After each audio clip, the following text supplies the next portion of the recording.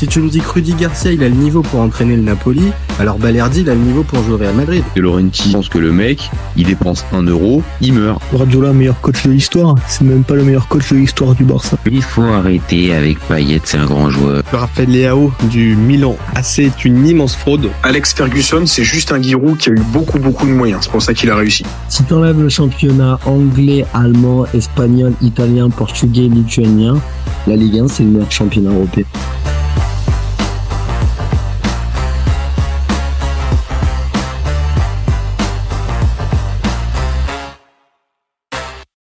Salut à tous, super content de vous retrouver pour un nouveau débat du FC Copain. Alors ce soir, je suis tout seul. Ce soir, ça va parler un peu de Coupe du Monde 2026. Ouais, ça commence un peu à se rapprocher. Puis bon, bah là j'ai sorti le maillot. Ouais, je me suis dit ce soir, ça peut être une bonne occasion. Je l'avais déjà mis cet après-midi pour un petit débat sur le Red Star. Mais je me dis qu'aujourd'hui, ça peut peut-être avoir du sens de mettre un petit maillot du Brésil. Et puis, bah voilà, on va se poser un peu la question ensemble, les copains, de savoir si Neymar, il doit faire la Coupe du Monde 2026 avec le Brésil et si Carlo Ancelotti, il doit lui faire une place dans le groupe de la Seleção. Donc, comme d'habitude, les copains, n'hésitez pas à commenter, liker, partager, abonnez-vous. Besoin de ça pour développer la chaîne et continuer de vous proposer du contenu. Et puis c'est aussi plus sympa de faire le débat avec vous. Donc n'hésitez pas à poser vos questions, donner votre avis sur la question. Est-ce que pour vous, Neymar, ça doit faire la Coupe du Monde 2026 avec le Brésil? On va essayer de revenir un peu sur 2-3 trucs. J'ai pris 2-3 stats pour essayer d'étayer un tout petit peu mon avis tranché. Regardez, oui, voilà. Pour moi, bah, il y a un élément qui est à prendre en jeu, c'est ce qu'est Neymar et ce qu'est Neymar au Brésil, ce que représente Neymar au Brésil. Heu, Peut-être que, en France, on a encore l'image, ce qui peut s'entendre, mais d'un joueur, qui peut être vite fatigant et vite exaspérant par le côté extrasportif. Maintenant, faut pas non plus oublier que c'est un génie du jeu, c'est un génie du football, et ce genre de joueur-là, même si bien évidemment on est loin du prime, hem, ah ouais, on a tous quand même un peu envie de les voir pour les grosses compétitions et les gros événements et cette coupe du monde 2026, c'est un gros événement et évidemment c'est un grand moment donc voilà.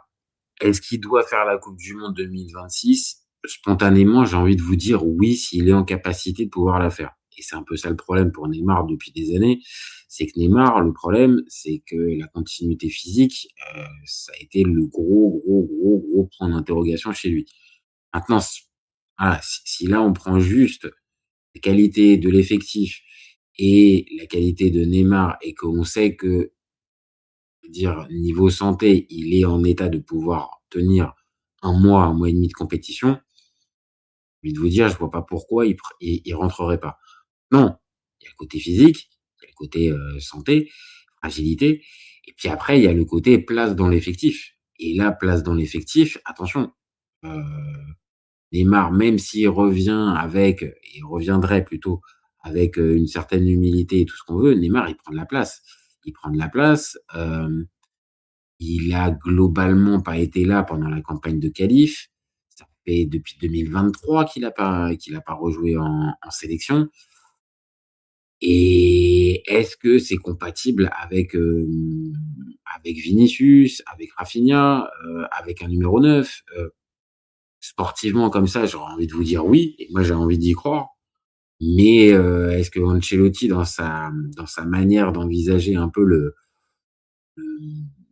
son équipe du Brésil 2026, est-ce qu'il a véritablement en tête un Neymar? Il semblerait que c'est le cas. C'est aussi pour la raison pour laquelle on pose le débat, c'est qu'il y a des rumeurs au Brésil, je suis pas au Brésil, hein, mais, ça se lit de plus en plus depuis quelques jours, c'est qu'il ferait partie de la présélection et que dans cette présélection, il aurait y aurait de fortes chances pour qu'il fasse partie de la liste finale. Donc c'est pour ça qu'on pose la question. Donc moi, spontanément, je viens de vous le dire, moi je partirais sur un Neymar, partant pour la coupe du monde. J'appuie ça un peu parce que, depuis 2026, c'est le début de l'année, ces stats, je vous les partage, les stats, elles sont bonnes en fait. Elles sont plutôt bonnes. On est à 13 matchs, 6 buts, 3 passes décisives, 1116 minutes de jeu. Il y a des matchs en Serie A, donc le championnat brésilien. Et puis il y a aussi des matchs en Copa Sudamericana, qui est un peu, on va dire l'équivalent du de l'Europa League, on va dire une deuxième, la seconde Coupe d'Europe après la Libertadores. Et là aussi, on est à 3 matchs de but. Il porte le brassard de capitaine, donc mine de rien, peut-être ce qu'on veut, peut-être que évidemment Neymar, avec le côté, je l'ai déjà dit un petit peu, sportif qui peut fatiguer.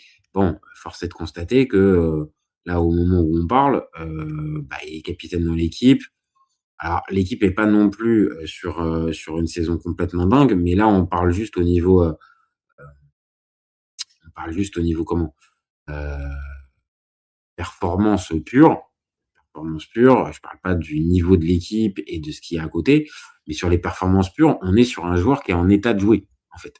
Et cet état de jouer, pour moi, ça peut être compatible avec une sélection pour le mondial de 2026. Donc maintenant, la question, est-ce que, venir dans l'état d'esprit d'un remplaçant, il serait d'accord? Ça, c'est une vraie question. C'est quand on connaît le joueur et ce qu'il peut avoir comme, dire opinion peut-être de lui et de sa valeur, est-ce que c'est possible? Maintenant, force est de constater, ça fait 3 ans qu'il a pu jouer en sélection. On va revenir dessus dans quelques minutes.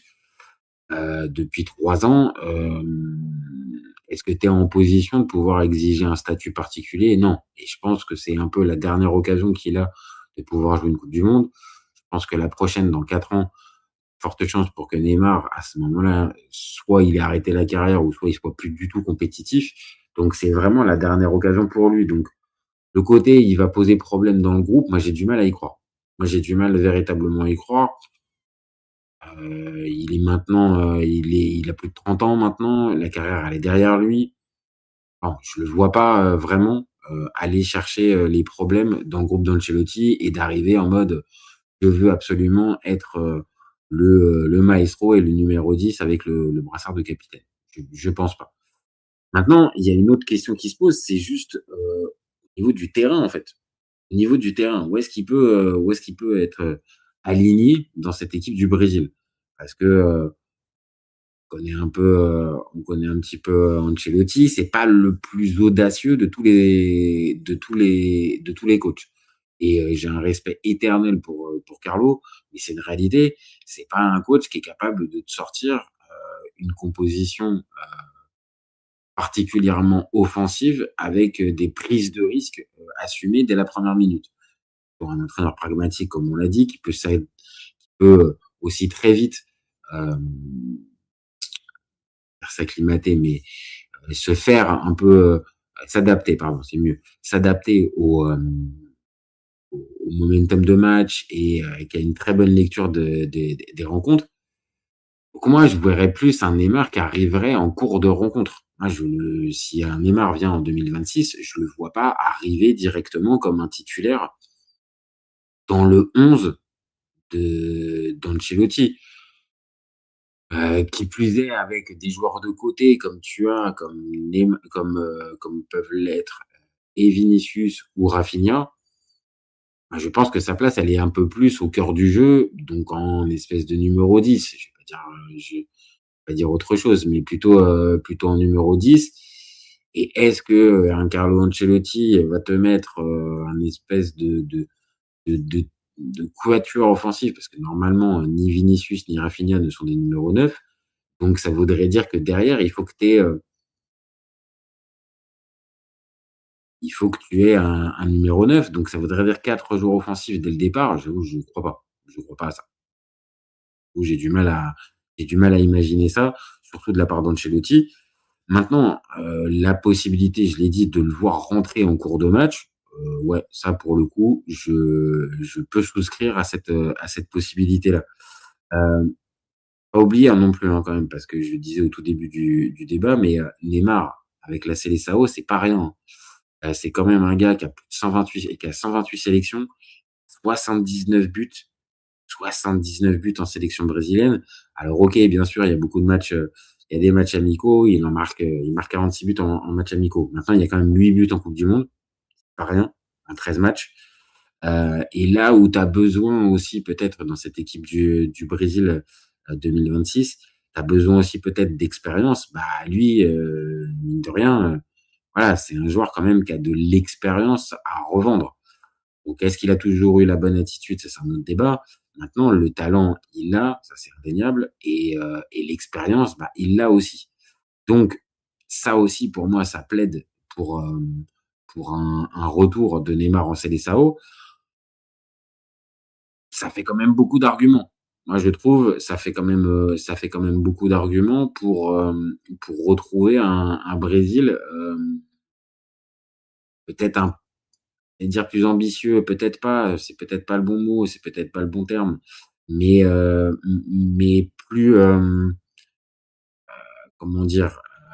Plus ouais, peut-être un tout petit peu plus sexy, en fait. Le Brésil restera toujours sexy pour n'importe quelle coupe du monde.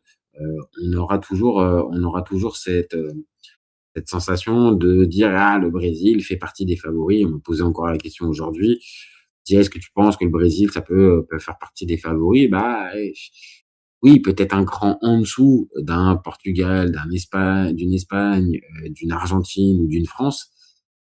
Brésil, tu peux pas les sous-estimer quand même, quoi. Ça reste une sacrée équipe avec quand même de sacrés joueurs.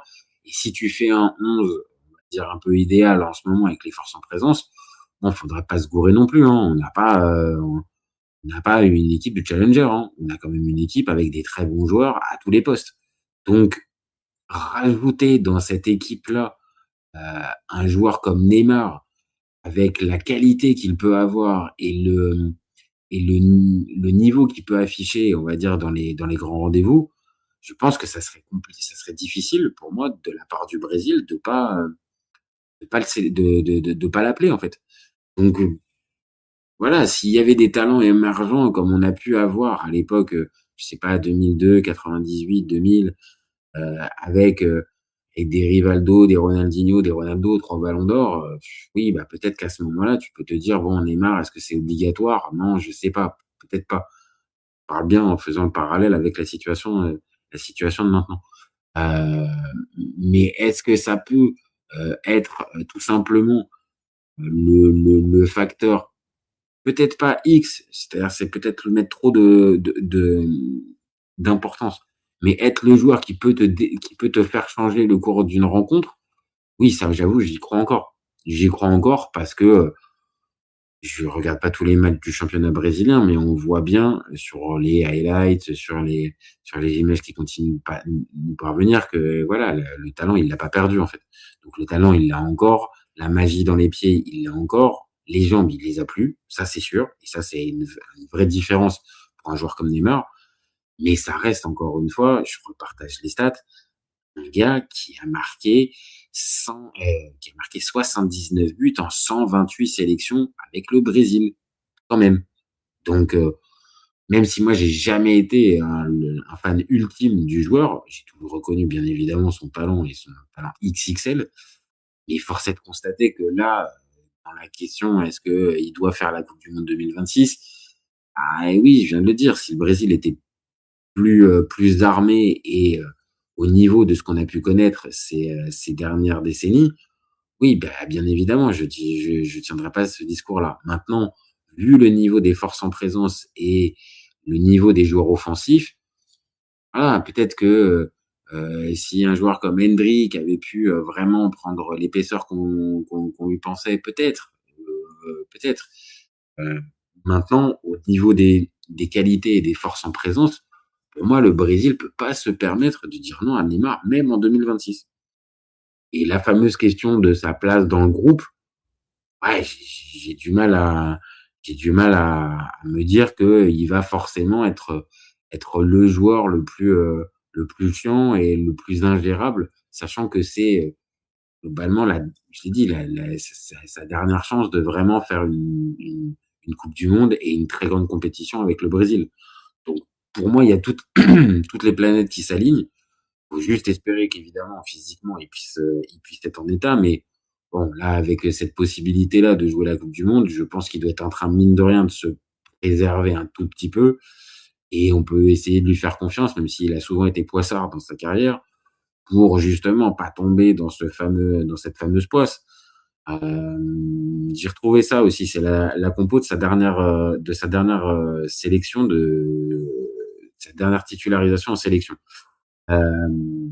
Donc il y a quand même pas mal de joueurs qui seront encore là en 2026. Marquinhos, Gabriel, ça sera encore là. Carlos Augusto, ça fera partie des joueurs, mais je suis pas sûr qu'il soit titulaire. Bon, Ederson, ça sera pas titulaire, ça sera normalement Alisson. Mais au milieu, on a Casemiro, on a Guimarães, on a Vinicius. Bon, Rodrigo sera blessé, donc ne sera pas là. Et on peut le remplacer, allez, on va dire par un joueur comme Rafinha. Et en pointe, c'était un Gabriel Jesus. Bon, pas sûr que ce soit lui. Peut-être plus de chance pour que ça soit un Joao Pedro. Sur les derniers rassemblements, c'était plutôt lui. Et c'est lui qui est le plus régulier, je pense, de tous les numéros 9. J'ai encore vu Richarlison hier. Dur, hein, compliqué. Hein. Vraiment très très compliqué. Si c'est lui le numéro 9, là j'avoue, je ravale mon avis sur le Brésil. Mais quand on regarde cette compo, alors c'était quand même un 2-0 contre l'Uruguay, une défaite 2-0 là-bas. Mais il jouait dans espèce de numéro 10 dans un 4-2-3-1. Donc, entre-temps, c'était 2023. Entre-temps, Carlo Ancelotti est arrivé. Donc, c'est plus le même coach, c'est plus la même tactique. Mais voilà, je pense que dans une configuration avec deux récupérateurs derrière, que peuvent être Casemiro et Bruno Guimarães, peut avoir un espèce de quatuor offensif assez intéressant. Après, c'est aussi la même chose. Contre quelles équipes, ça, voilà. Peut-être que contre des adversaires plus faibles, oui, tu peux la tenter dès le départ. Bon, par contre, peut-être que pour le match contre le Maroc, peut-être pas trop tenter ce genre de compo parce que ça pourrait peut-être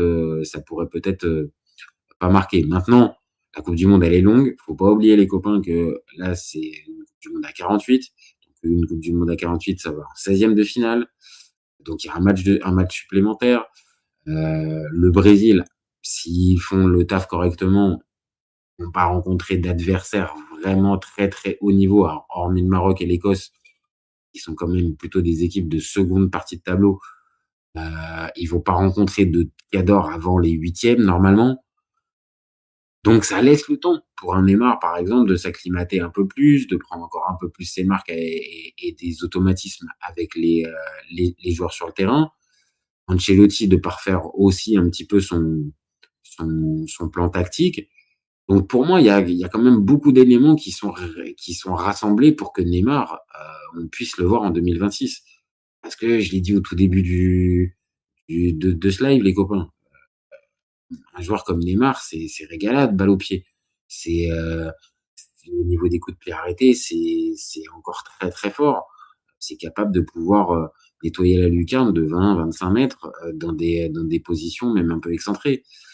Ça reste un gars qui, sur un geste, peut te débloquer un match. Et je l'ai dit depuis tout à l'heure, le Brésil, est-ce qu'ils sont en capacité de pouvoir se dire on se remet qu'à Vinicius pour faire tout ça? Voilà, même peut-être pas tous, parce qu'il y a sûrement des supporters du Barça et des supporters argentins qui regardent cette vidéo, donc peut-être pas. Mais si on aime quand même le foot, on aime Vinicius, mais Vinicius, il a quand même un pouvoir limité aussi. Il peut pas te débloquer tous les matchs tout seul. Rafinha peut le faire aussi. Mais évidemment, tu rajoutes un Neymar dans tes cordes, dans ton tu rajoutes comme Neymar comme corde à ton arc, on va la faire bien, bah, oui, c'est un vrai plus et nous, en tant qu'amateurs de foot, on aime les beaux joueurs de foot, on aime les émotions et les gars, c'est différent, mais moi perso, j'aime les gars qui me font vibrer, qui me font lever de ma chaise. Voilà, Neymar, j'ai envie de le voir donc pour toutes ces raisons, ah les copains, j'ai envie de vous dire, je vois pas pourquoi il faudrait pas prendre Neymar, dans cette coupe du monde 2026 avec le Brésil.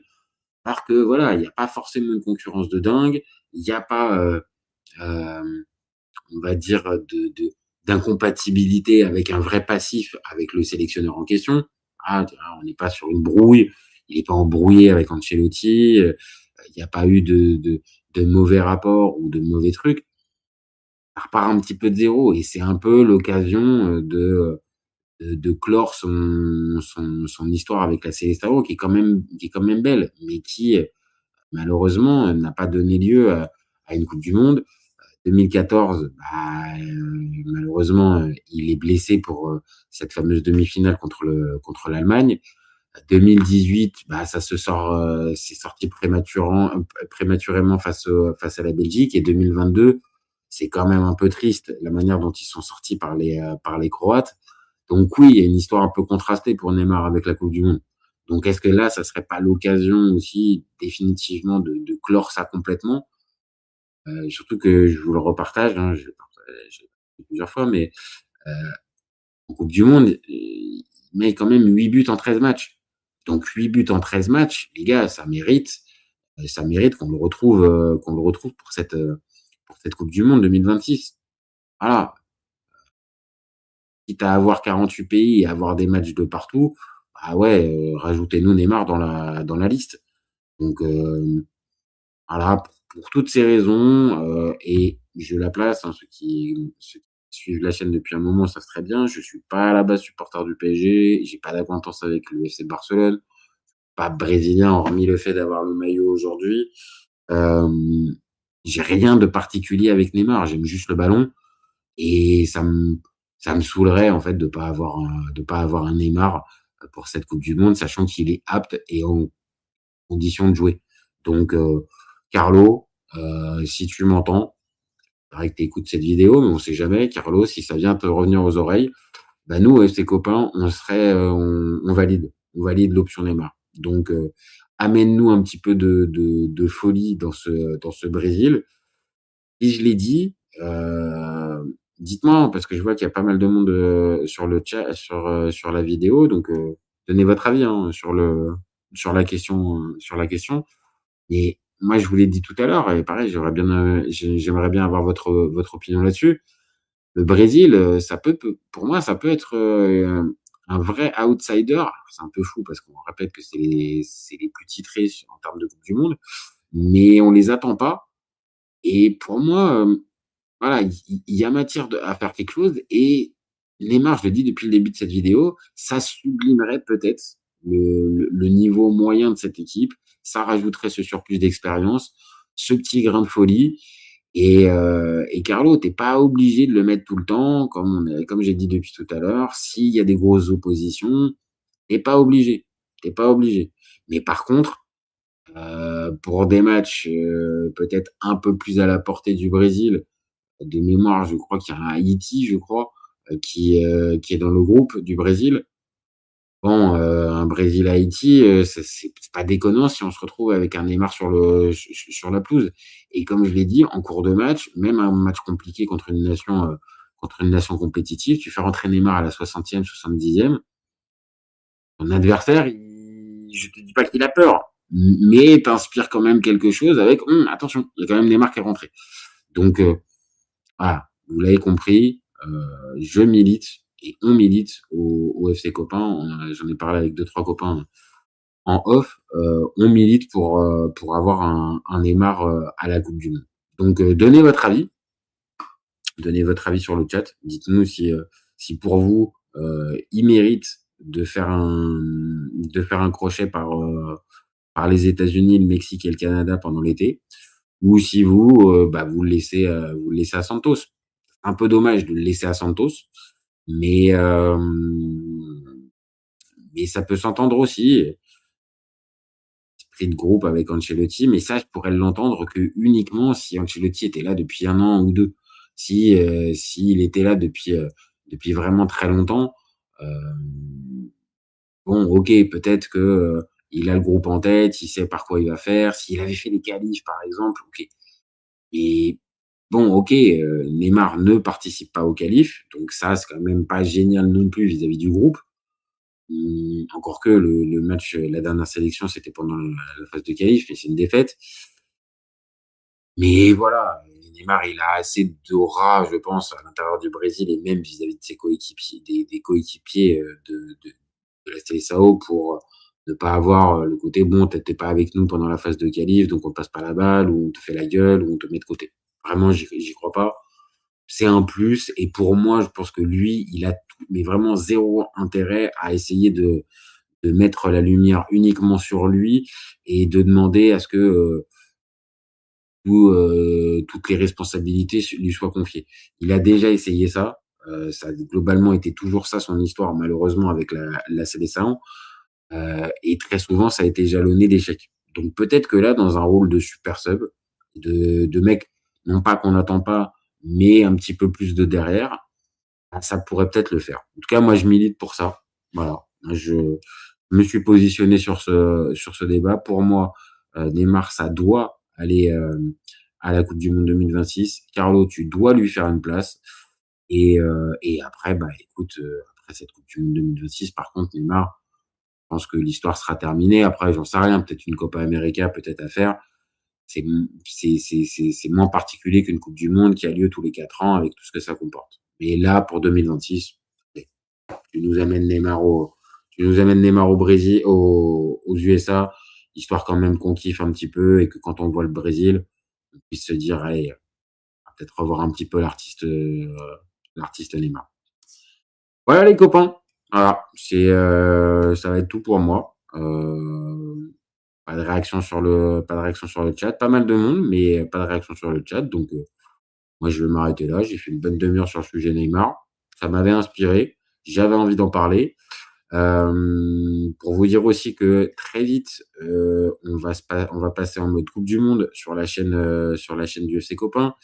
Donc, on va faire beaucoup de live, on va faire beaucoup de débats, on va suivre beaucoup de matchs. On va même essayer de prendre le pari fou, d'essayer de tous les regarder, ce qui va pas être facile, mais c'est ce qu'on va quand même essayer de faire.